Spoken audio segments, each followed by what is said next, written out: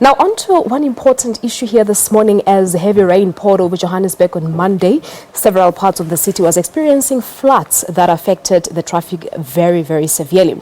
And several bridges were also flooded due to the rain, and motorists around the city were stuck in the storm due to road closures. The rain did not only wreak havoc in traffic, but also caused great damage to the infrastructure of the city. The floods affecting low-lying areas usually poses a great safety risk to the residents. You'd recall that back in November last year, a 3-year-old toddler from Alexandra was also swept away by floods in Johannesburg, and a few days later, her body was found. We look at this and other issues in relation to flood water infrastructure around Johannesburg, and we're joined by Dr. Phillips from the Johannesburg Roads Agency to talk to us about flood water infrastructure. Dr. Phillips, good morning to you and welcome to Morning Live. Good morning, thank you. Thank you so much for coming through. And I do know that around November last year, there were so many questions in relation to the age of infrastructure here around Johannesburg. Maybe that should be a point of departure this morning. Yes, well, the floods that we experienced over the last couple of days are not nearly as bad as the very heavy rains that we experienced in November last year. Yeah. And the main reason why there was so much damage in November last year and why there were tragic deaths even in November last year was because that was a very unusually heavy rainfall. It was 1 in 100 years rainfall. Yeah. Now, no city in the world anywhere has a stormwater system which can cope with that kind of amount of rain in a very short period of time. The stormwater drainage pipes would have to be far too big and far too expensive to be able to cope with that kind of rain. The stormwater drain is designed to cope with the kind of rainfall, the worst rainfalls that we receive in approximately 1 in every 25 years. So when there are very unusually heavy rains, motorists just need to be very careful. They need to drive slowly, and also motorists mustn't drive through water if you can't see the road through the water, because it's dangerous.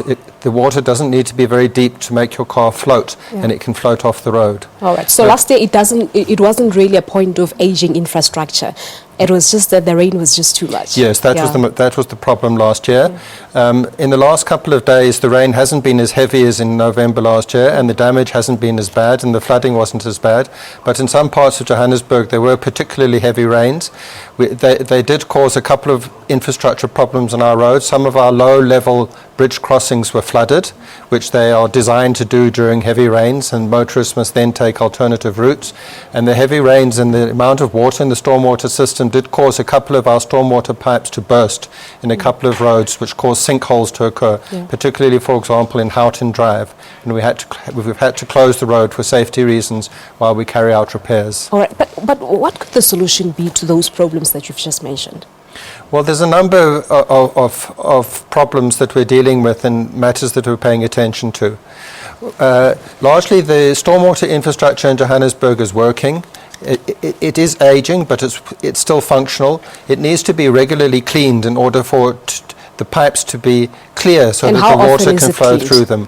We do clean them regularly. We also clean the pipes just before the rainy season, but we know we need to do more, and we have a service delivery improvement program within the JRA where we're looking at improving our efficiency and the frequency of our cleaning of the drains. Right. One of the problems that we have is that some citizens put waste materials in the stormwater drainage system. We find all kinds of things in the drains, even engine blocks, mattresses, blankets and things like that, which cause the drains to block. So we want to appeal to citizens, please, not to put any waste materials in the stormwater drains. So they've got to start taking responsibility of the infrastructure as well. Yes. All right, but how ready? I know that you've just mentioned that it's being cleaned regularly, but how ready is the infrastructure here in Johannesburg to accommodate, such rains? Not necessarily what happened last year, but perhaps what happened earlier this week. It is generally ready. As I said, we need to do further improvement to the frequency of our cleaning and the thoroughness of our cleaning of the drains. There are also some parts of the city where the infrastructure needs upgrading, rehabilitation and improvement. And we have some projects on the go in that regard. For example, all the citizens in Johannesburg are aware that we have this big project on the M1, where we're working on 2 parts of the M1 and in both parts, part of the work involves doing work on the bridges on the M1 to improve drainage around the bridges. So, for example, on the double-decker portion of the M1 between Carr and Anderson Street, the main work that we're doing there is to improve the drainage on that bridge so that when it rains heavily, that bridge doesn't become flooded. Yeah, and we do know that the population in Johannesburg is forever growing, and there are always structural developments everywhere you go. Can the stormwater infrastructure around here accommodate the growing number of people staying here? For now, yes, it can, but in the future we're going to need to invest more in the stormwater system, and we still have large backlogs from apartheid. For example, in Soweto, roads were built without any stormwater, so there was no proper stormwater system put in ever in Soweto, and the backlog of stormwater drainage in Soweto alone runs into billions of rands. So what happens now in the meantime? In the meantime, we need to continue to maintain and cope with the current situation, and within our available resources, gradually address these backlogs. All right. And after heavy rains, it seems as if the roads in Johannesburg, they dissolve like soap, if I can use that term. Potholes and sinkholes are all over the city, like you mentioned, Houghton Drive, for example. Does this have anything to do, perhaps, with the quality of the work that was done with the tar roads?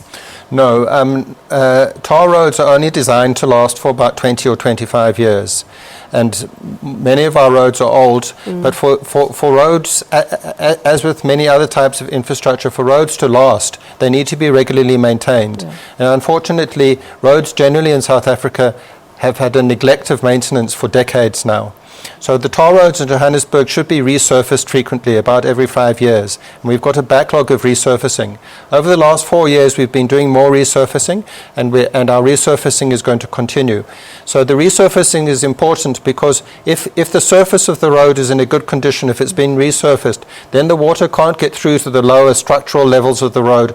And it's when the surface is in a bad condition and water gets in there that that's when potholes occur and sinkholes occur. Oh. So our main focus to deal with the potholes is to increase the resurfacing program, but at the same time our maintenance teams are out there repairing the potholes, and we'd like to appeal to the public to continue reporting potholes to us whenever they see them through our various reporting mechanisms. All right, so the drainage system does not necessarily affect the quality of the roads that we have. No. It's not about that. No. All right. Now, Dr. Phillips, thank you so much for talking to us this morning. Thank you very much. Thank you very much indeed. There you have it.